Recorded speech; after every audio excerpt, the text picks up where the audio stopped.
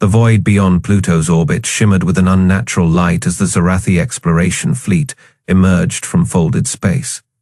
Their ships glowed with an inner radiance, crystalline hulls refracting starlight into prismatic displays that made human eyes ache. Captain Elias Vance stood on the bridge of the USN Sentinel, his fingers tightening around the armrests of his command chair. The alien vessels dwarfed his patrol cruiser 10 times over. Contact confirmed, Lieutenant Chen announced, her voice steady despite the tremor in her hands. 12 vessels, signature matches, Zorathi diplomatic configuration, they're hailing us. Vance exhaled slowly. First contact protocols drilled into him for 20 years flashed through his mind. No sudden movements, no weapons, hot, standard greeting package. Open a channel. The main viewer flickered to life, revealing a being of shimmering crystal facets, its body shifting like liquid glass. High speaker Velis. The Zorathi's voice resonated through the Sentinel speakers, smooth and melodic, yet something lurked beneath the surface. A hint of amusement. Greetings, children of Sol. Velis inclined his angular head. We come in peace, seeking dialogue with your species. Vance forced a neutral expression. Welcome to United Earth Space, High Speaker. Captain Elias Vance of the Outer Patrol Fleet. We're honored by your visit. A ripple passed through Velis' crystalline form. Zorathi laughter. How quaint. A patrol fleet. The words dripped with condescension. Your defensive measures are charmingly archaic. Behind Vance, Ensign Riggs stiffened, his jaw clenching. The Sentinel was state of the art by human standards. But next to the Zorathi armada, it might as well have been a rowboat. Vance kept his voice even. We find simplicity has its virtues.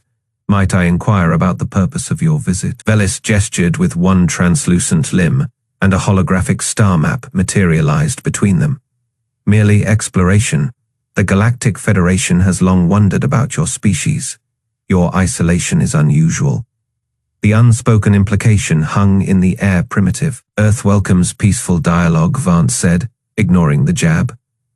Would your delegation care to proceed to Lunar Station for formal introductions? Velis' facets gleamed.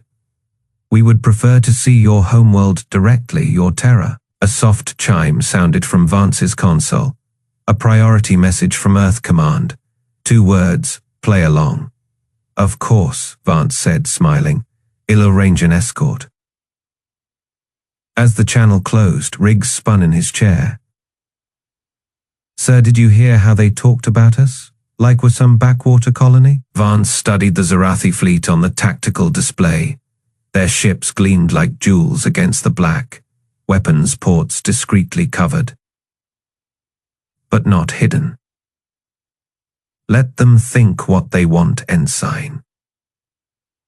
Chen frowned. They're scanning us, deep scans, right through our hull. Vance didn't flinch. Let them. A new voice crackled over the comm, deeper, rougher, a Vorak frequency. Zorathi, quit wasting time. Their orbitals are bare.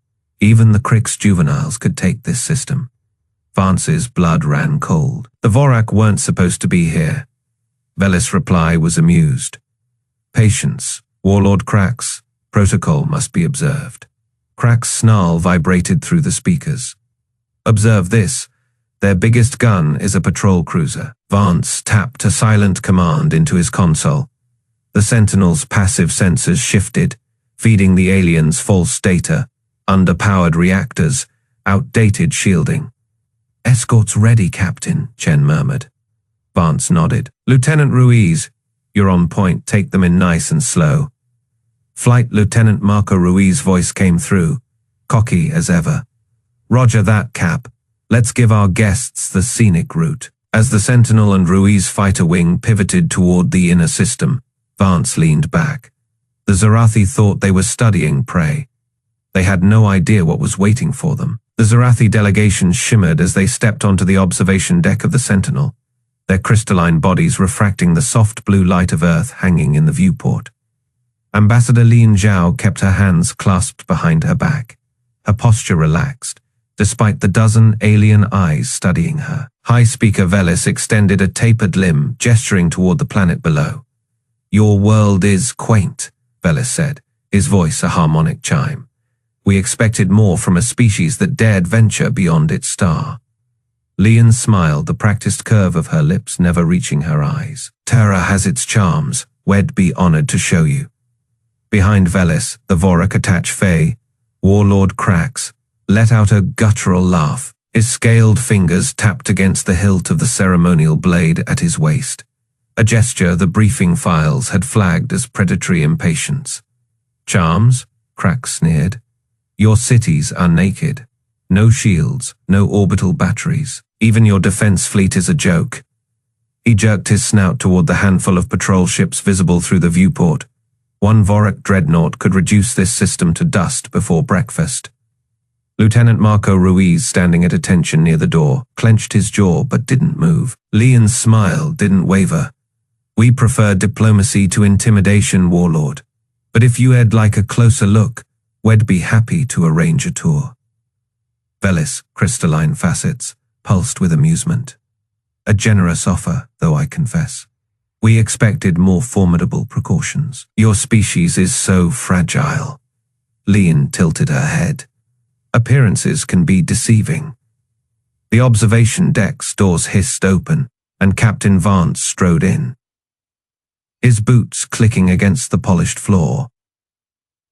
"Ambassador," he said with a curt nod. "The Council's cleared the delegation for planetary approach. We'll escort you to Geneva." Krax snorted. "Escort? With what, these tin cans you call warships?" Vance's expression remained neutral. "With all due respect, Warlord, I'd advise against underestimating our tin cans. They've held their own against worse than posturing diplomats." A ripple of tension passed through the Zorathi entourage. Velis raised a limb, the equivalent of a placating gesture. "We meant no offense, Captain, merely curiosity. Your species is young, yet you've spread so far so quickly. It's natural to wonder how." Lian stepped forward, her voice smooth. "Then let us satisfy that curiosity. Earth welcomes all as friends." She emphasized the last word, her gaze lingering on Krax. The Vorak warlord bared his teeth but said nothing. As the delegation filed out toward the shuttle bay, Marco fell into step beside Vance. "Sir, did you hear what that lizard said? It's practically salivating at the thought of attacking us."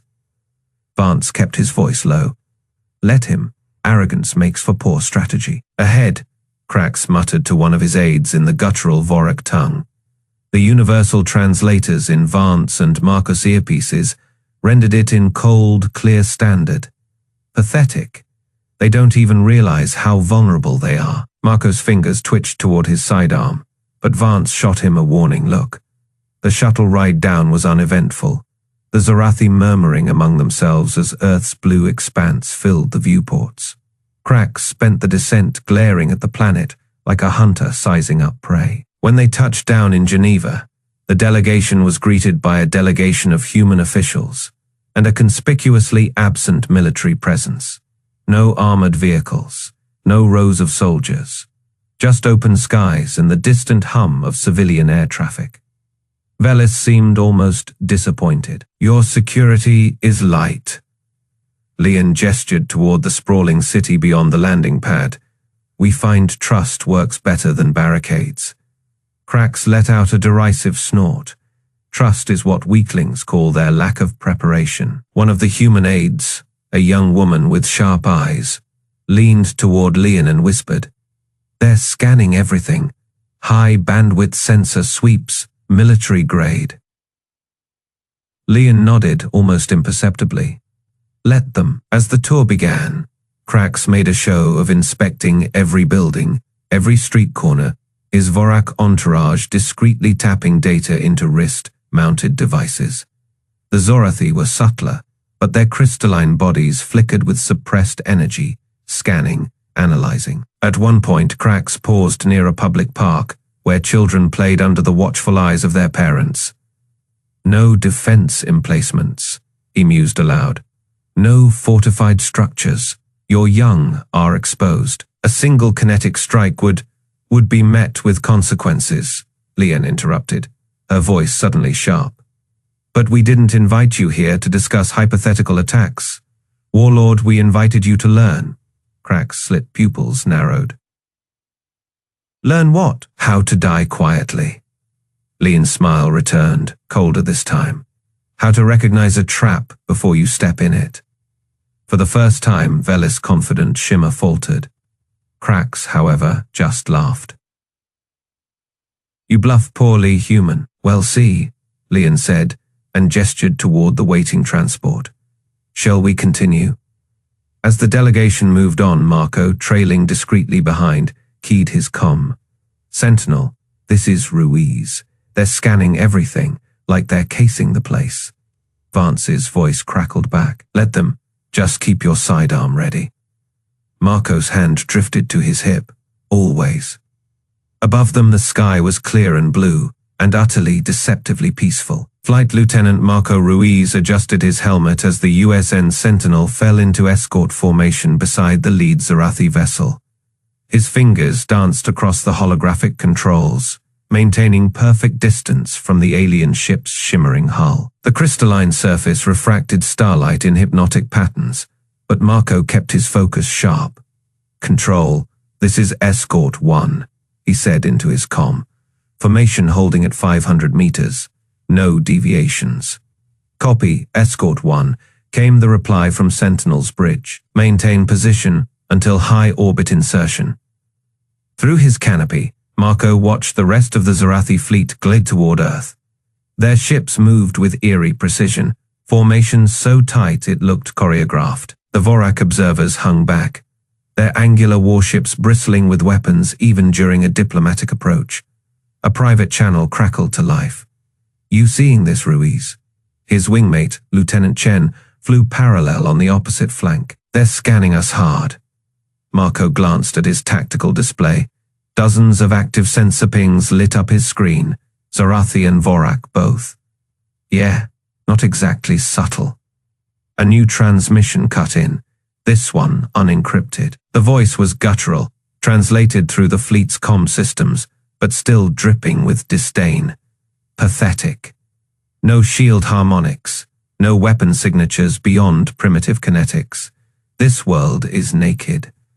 Marco's grip tightened on the controls. That was Warlord Krax, the Vorak attach Fey. The lizard, like Commander, hadn't bothered with secure channels, clearly not caring if humans overheard. Another voice responded, smoother but no less condescending. Patience. Warlord, first contact protocols require restraint. High Speaker Velis, the Zorathi envoy. Krax's laughter was a static-filled growl. Restraint. Look at their orbital grid, scattered platforms, no overlapping fields. One volley from my dreadnought and their capital burns. Marco muted his external comms and exhaled sharply. Chen, you getting this? Loud and clear, Chen muttered. They think we're defenseless. Below them, Earth hung in the black, a gleaming blue marble. No orbital fortifications, no visible weapon emplacements. Just the occasional glint of civilian satellites, and the faint outline of Earth's lone space station. The Zorathi fleet adjusted course, angling for geosynchronous orbit. Marco kept formation, listening as the aliens continued their unguarded chatter. Their military vessels are laughable, Krax transmitted.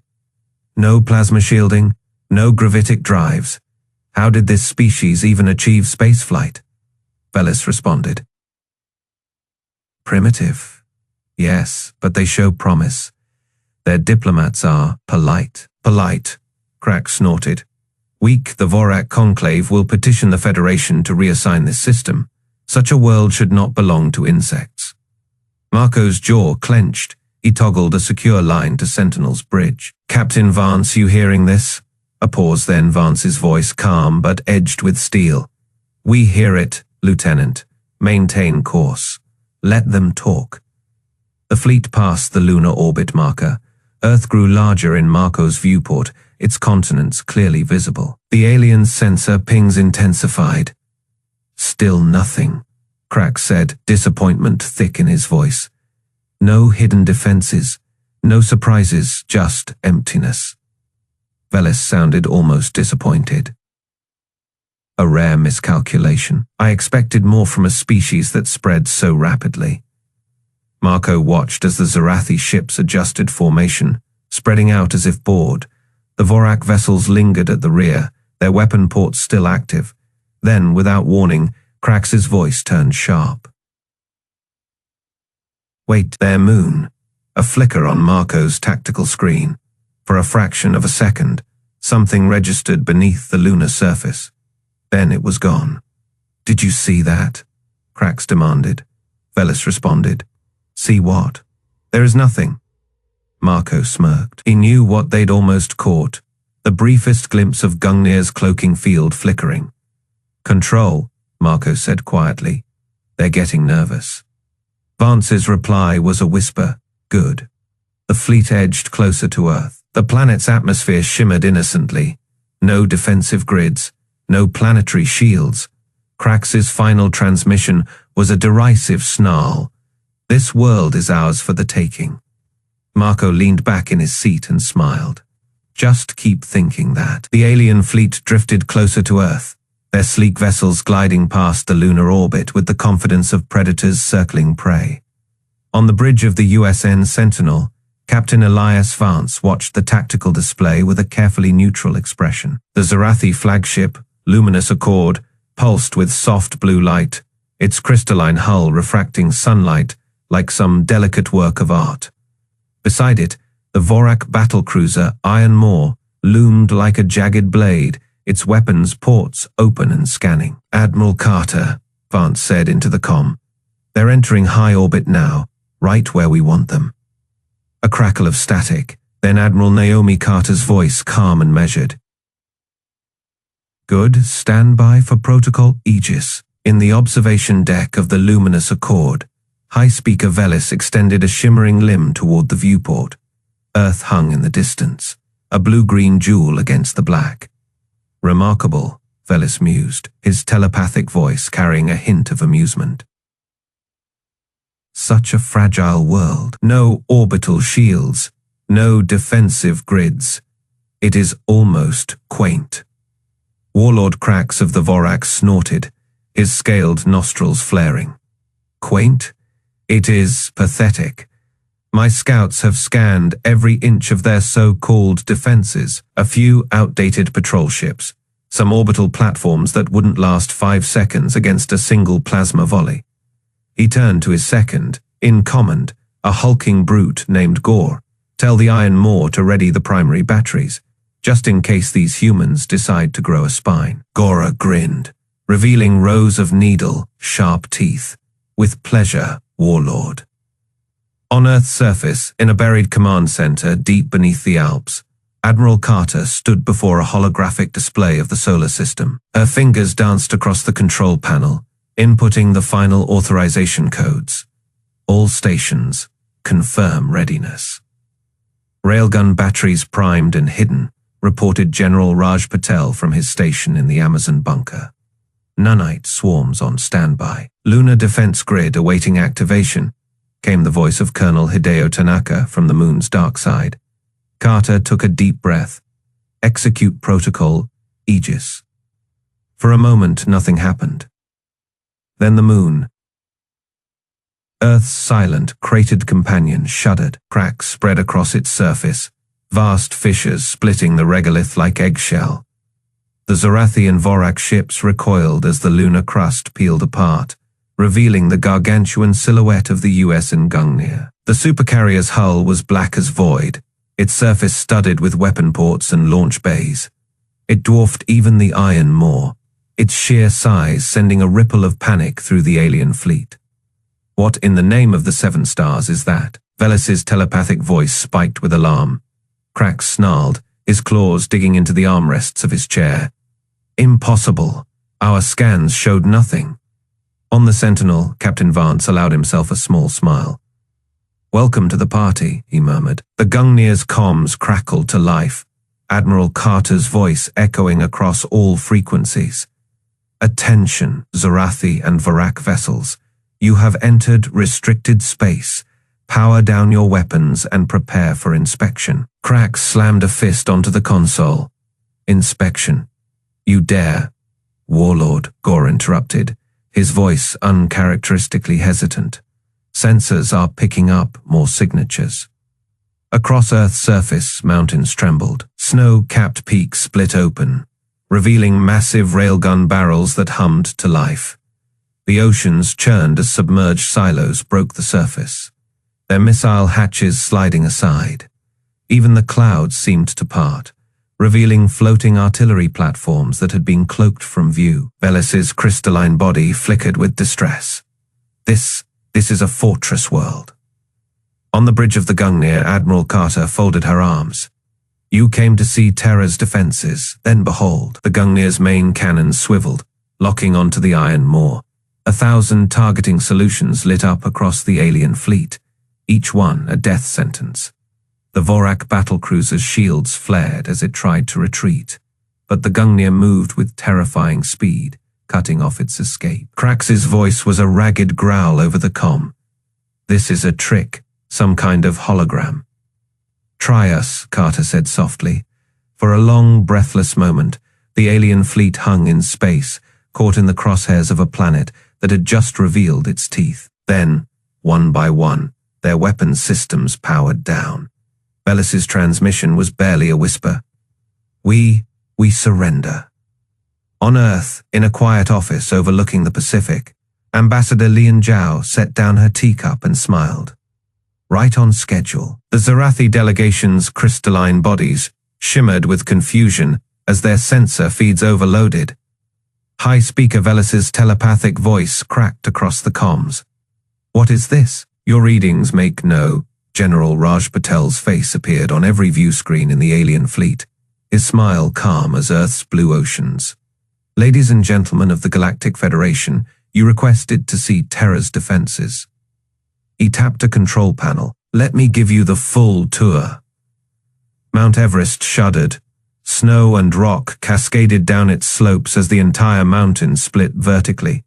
Gleaming barrels the size of skyscrapers emerged, humming with power. Across the Himalayas, a dozen more peaks unfolded like deadly flowers. Warlord Krax's reptilian pupils dilated. Those are planetary railguns. His scaled hands tightened on his command throne. Impossible. Our scans showed only rock. Lesson 1, Patel said. Humanity builds in layers.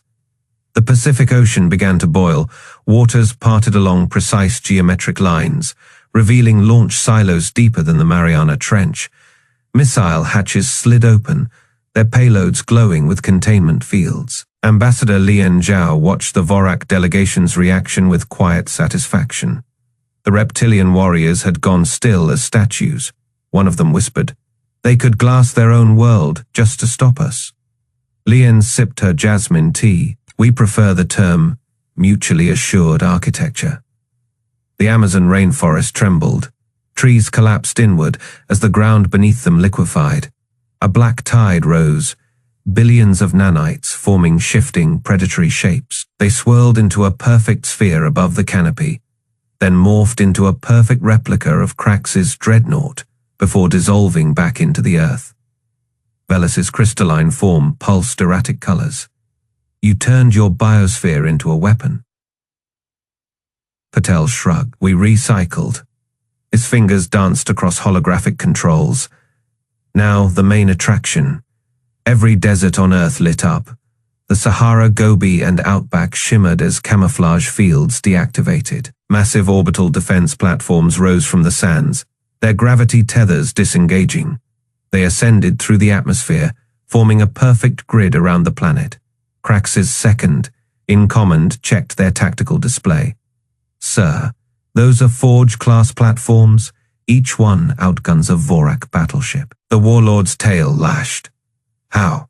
Our spies reported your shipyards could barely produce cruisers.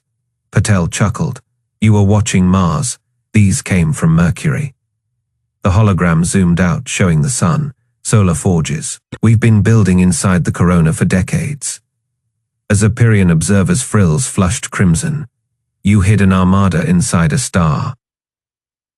Lesson 2, Patel said. humans like fire. The moon's craters began moving. What appeared to natural formations slid aside, revealing missile clusters and particle beam emitters. The lunar surface rippled as entire sectors realigned, transforming into a perfect defensive grid.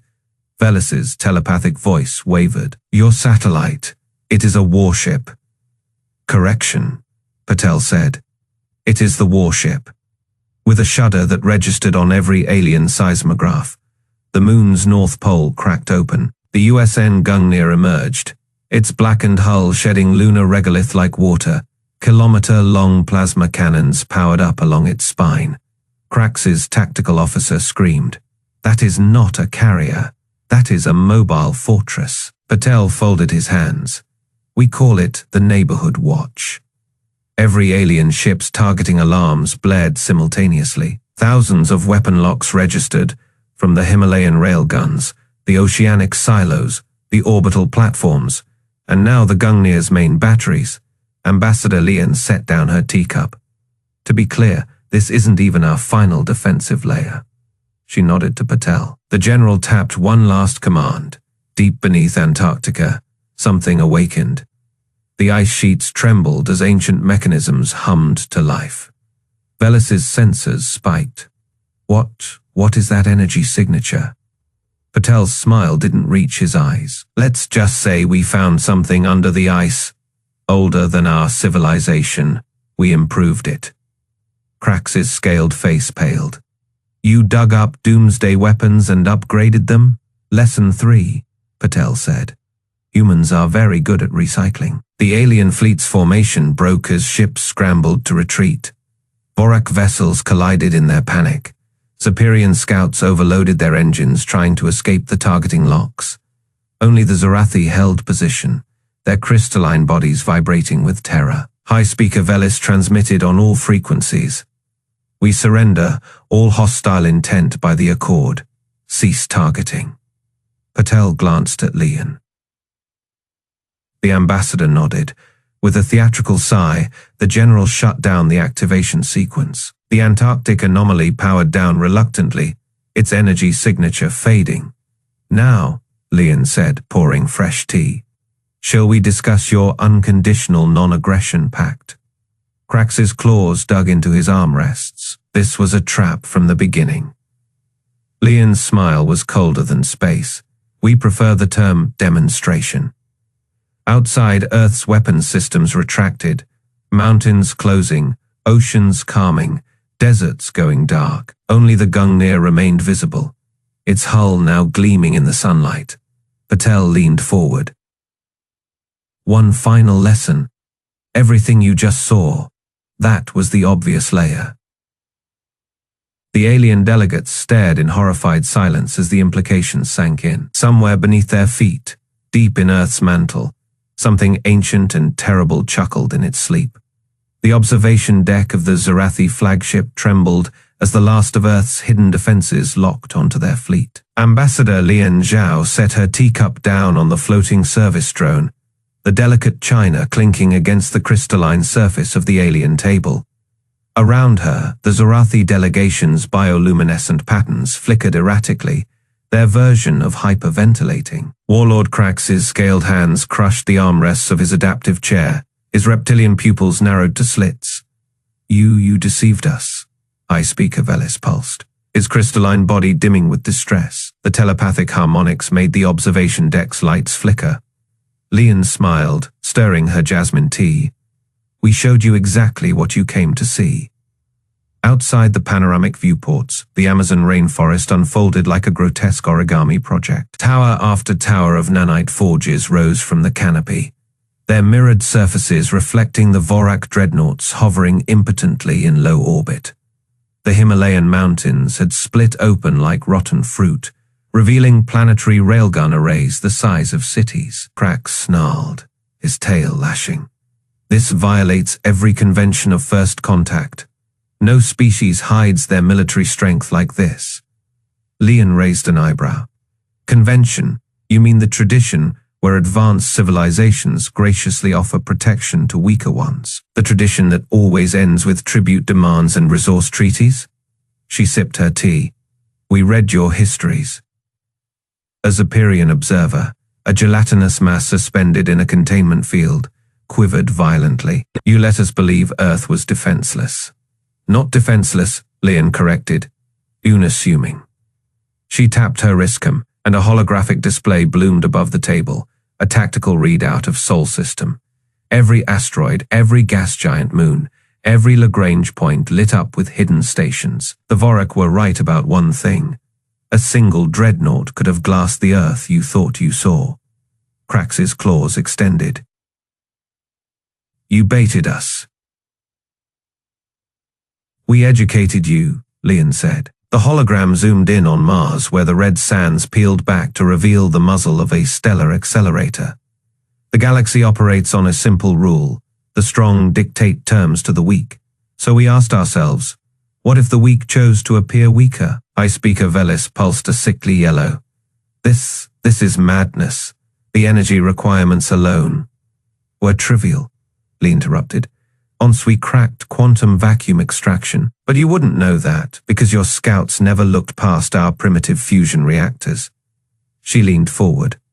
Your fleet has been in weapons lock since you passed Jupiter, not by our doing, by yours. Your own targeting systems finally registered what your arrogance blinded you to. A Vorak tactical officer suddenly choked, his neural interface flaring crimson. Warlord, their lunar construct it is. The Gungnir's main battery rotated into view, its bore large enough to swallow battleships.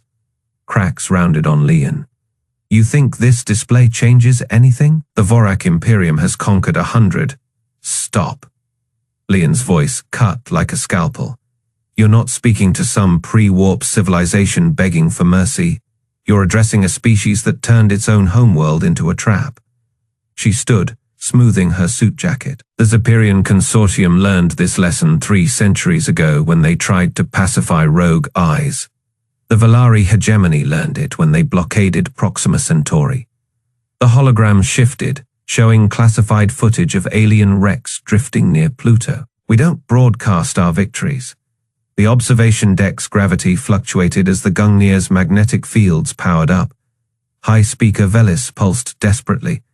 Ambassador, surely we can negotiate. Lian smiled. Now you're learning. She tapped her wristcom again, and the weapons locks disengaged. The hologram dissolved into the standard first contact package, trade agreements, cultural exchanges, mutual defense pacts. Earth extends the same hand it always has. The question is, she glanced at Krax, will you shake it this time? The Vorak warlord stared at the Martian stellar accelerator's targeting solution hovering over his homeworld's coordinates. His nostrils flared, then, with glacial slowness, he retracted his claws. Lian nodded. Good choice. She finished her tea. Shall we discuss the terms? The Zorathi delegation's crystalline bodies flickered with unstable light patterns, their telepathic harmonies reduced to discordant whispers. High Speaker Velis floated toward Ambassador Lian Zhao, his prismatic form dimmed to near transparency, the equivalent of a species. Wide surrender. We did not understand, Velis pulsed, his voice modulator struggling to maintain composure. The Federation Council extends formal apologies for this misunderstanding. Warlord Krax's reptilian scales flushed crimson with barely contained rage.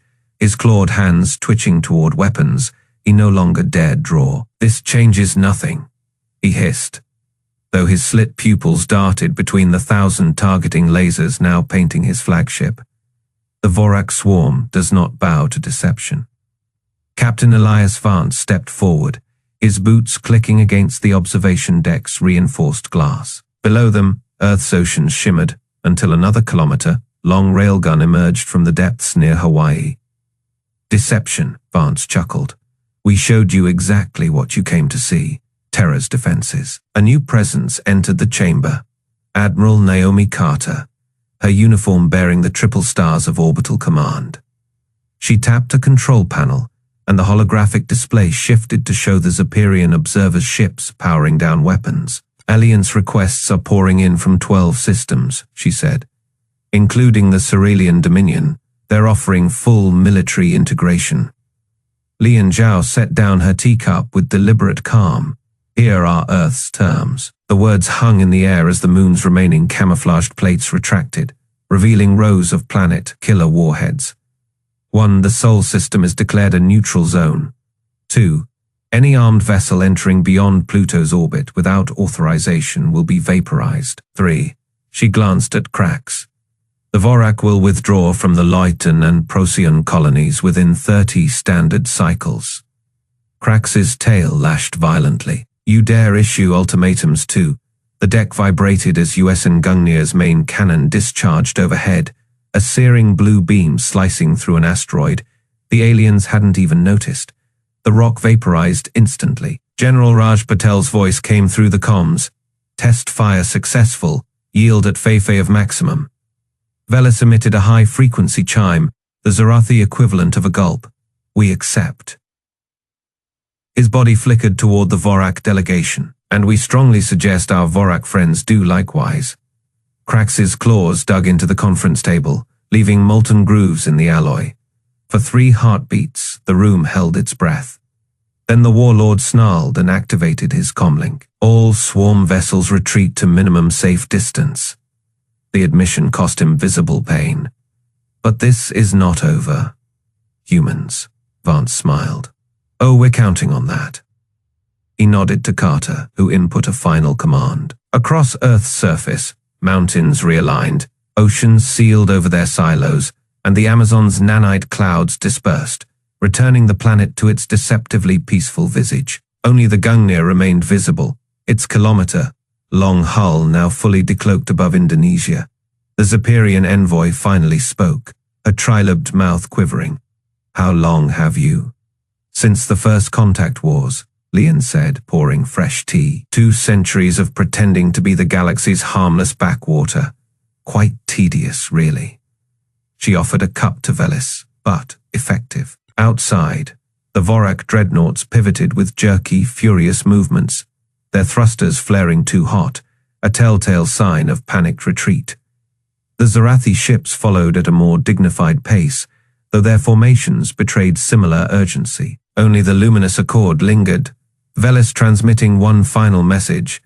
The Federation Council requests an ambassador to Cententrum, with appropriate security detail, of course. Vance watched the alien fleets vanish into warp trails before tapping his earpiece. Sentinel to all stations, stand down from condition Crimson, maintain patrol patterns Sierra 3. He turned to Lian. Think they'll behave? She sipped her tea, for a generation perhaps. Then some new warlord will hear stories about weak humans and decide to test us. A smile played across her lips, and we'll have built something even nastier by then. The Gungnir's floodlights activated in sequence, illuminating the Latin phrase engraved along its spine. Admiral Carter traced the letters with her gaze. Si vis pacem, para bellum, she murmured. If you want peace, prepare for war. Vance stepped to the observation window, Earth's blue curve framing his silhouette. Below, the lights of cities twinkled, each one a bullseye that would unleash horrors beyond alien comprehension if threatened. He keyed the fleet-wide coom. This is Captain Vance to all Terra defense forces. Stand easy. The guests are leaving. As the last alien signatures disappeared from scanners, the Gungnir's massive engines thrummed to life, repositioning itself between Earth and the stars. Somewhere in its armored belly, a new generation of weapons already took shape. Vance allowed himself one satisfied exhale before straightening his uniform. Welcome to Fortress Terra.